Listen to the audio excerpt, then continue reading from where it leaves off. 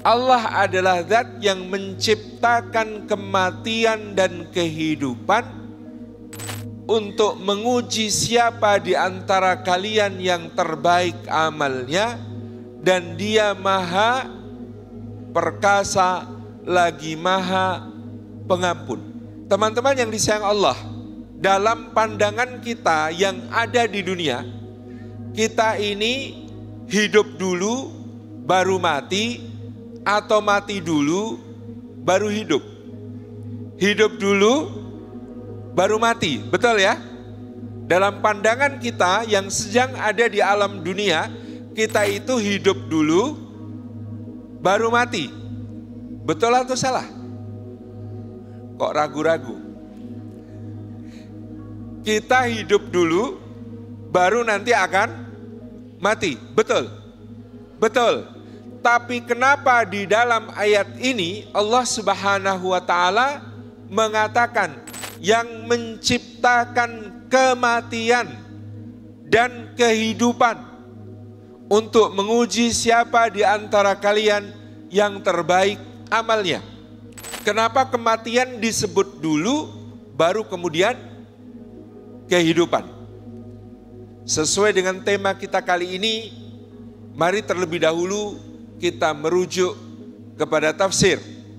Dalam Tafsirul Qur'anil Azim, Al-Imam Abul Fida Ismail ibnu Katsir menuliskan riwayat dari Abdullah ibnu Abbas, sepupu Rasulullah sallallahu alaihi wasallam, sang turjumanul Quran, pentafsir Al-Quran yang paling otoritatif sesudah Nabi sallallahu alaihi wasallam, guru para mufassir utama dari kalangan tabi'in. Beliau adalah sahabat mulia Abdullah bin Abbas radhiyallahu anhuma. Apa kata Ibnu Abbas? Hakikat dunia adalah kematian dan hakikat akhirat adalah kehidupan. Maka ketika Allah mengatakan menciptakan kematian dan kehidupan, maknanya adalah menciptakan dunia dan akhirat untuk menguji siapa di antara kalian yang terbaik amalnya. Jadi hakikat dunia adalah kematian, hakikat akhirat adalah kehidupan. Maka makna dari menciptakan kematian dan kehidupan untuk menguji siapa di antara kalian yang terbaik amalnya adalah Allah menciptakan dunia dan akhirat untuk menguji siapa di antara manusia yang terbaik amalnya. Kenapa hakikat dunia adalah kematian? Karena semua yang hidup di alam dunia sudah divonis mati. Kullu nafsin dha'iqatul maut. Semua yang berjiwa, semua yang bernyawa, semua yang bernafas pasti akan mencicipi kematian, pasti akan merasakan kematian. Kalau mencicipi itu sedikit atau banyak? Sedikit, karena cuma sekali. Maka disebut za'iqah, akan mencicipi, merasakan kematian.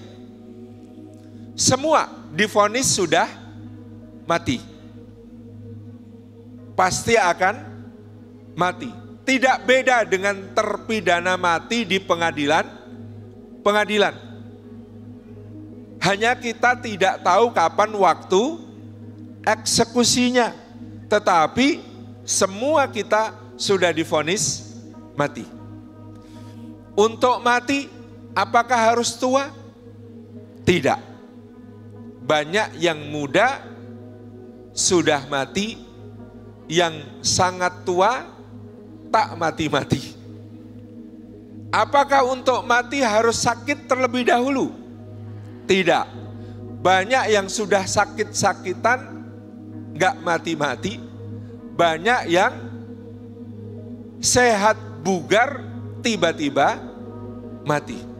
Maka semua sudah divonis mati dan kita tidak pernah tahu kapan eksekusinya. Kadang-kadang terpidana mati kasus narkoba, kasus pembunuhan, itu juga tidak tahu kapan waktu eksekusinya. Sama dengan kita. Kullu nafsin dha'iqatul maut. Hakikat dunia adalah kematian. Maka kita semua pasti akan meninggalkan dunia. Sehingga kalau merujuk kepada tema kita, takut ataupun tidak takut sama-sama mati. Kembali kepada ayat tadi. Allah yang menciptakan kematian dan kehidupan. Allah yang menciptakan dunia dan akhirat. Dunia hakikatnya kematian, akhirat hakikatnya kehidupan. Karena kehidupan akhirat disebut oleh Allah ahsan, khair, abqa, lebih baik dan lebih kekal, abadi, hakiki.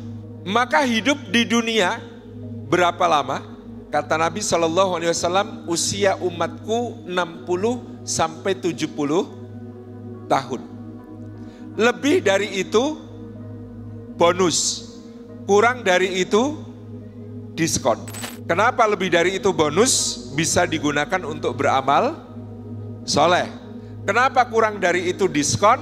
Karena insya Allah hisabnya atas umurnya lebih mudah, lebih pendek, lebih sedikit.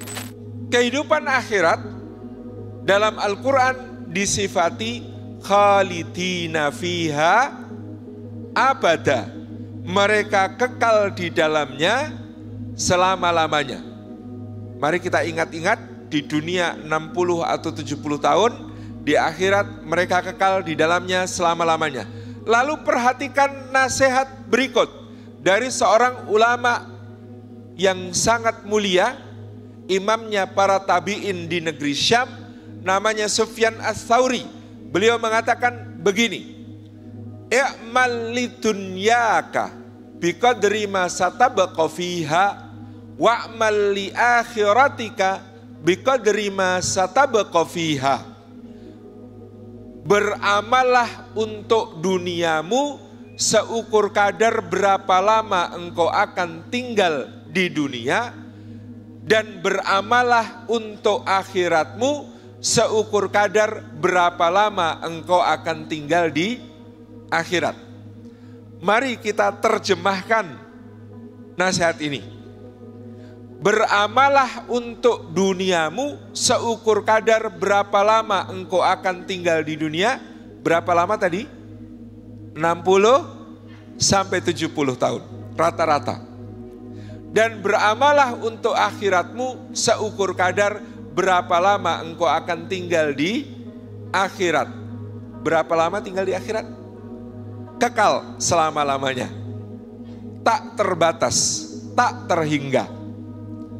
Pertanyaan berikutnya adalah, jika masing-masing kita diberi waktu sehari semalam 24 jam, maka mengamalkan nasihat Imam Sufyan Ats-Tsauri, beramalah untuk duniamu seukur kadar berapa lama engkau tinggal di dunia. Beramalah untuk akhiratmu seukur kadar berapa lama engkau akan tinggal di akhirat. Yang satu 60-70 tahun, yang satu kekal di dalamnya. Yang 24 jam tadi, seharusnya berapa yang untuk dunia, berapa yang untuk akhirat? Baginya gimana? Dari 24 jam, pertanyaan saya, berapa yang untuk dunia? Dari 24 jam, berapa yang untuk akhirat? Repot ya. Karena 60-70 tahun berbanding tak terhingga. Berapa yang untuk 60-70 tahun, berapa yang untuk tak terhingga? Bisa dihitung? Tidak.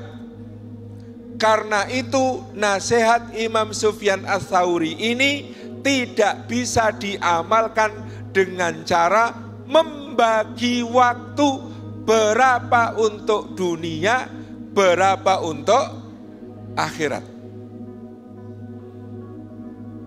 Perhatikan, nasihat Imam Sufyan Ats-Tsauri ini tidak bisa diamalkan dengan cara membagi waktu kita berapa untuk dunia, berapa untuk akhirat. Lalu bagaimana caranya mengamalkan nasihat ini? Kembali ke tema kita. Jangan takut, tinggalkan dunia. Dalam apa? Dalam niat dan hati kita.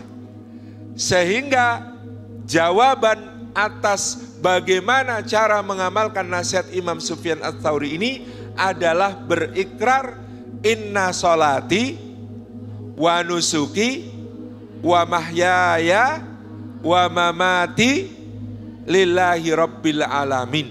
Sesungguhnya sholatku, manasikku, ibadahku, hidupku, matiku, semuanya untuk Allah, Rabb semesta alam.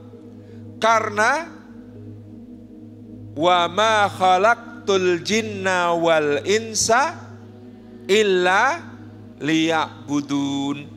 Tidaklah aku, kata Allah, menciptakan jin dan manusia kecuali untuk beribadah. Maka seorang mukmin meninggalkan dunia di mana?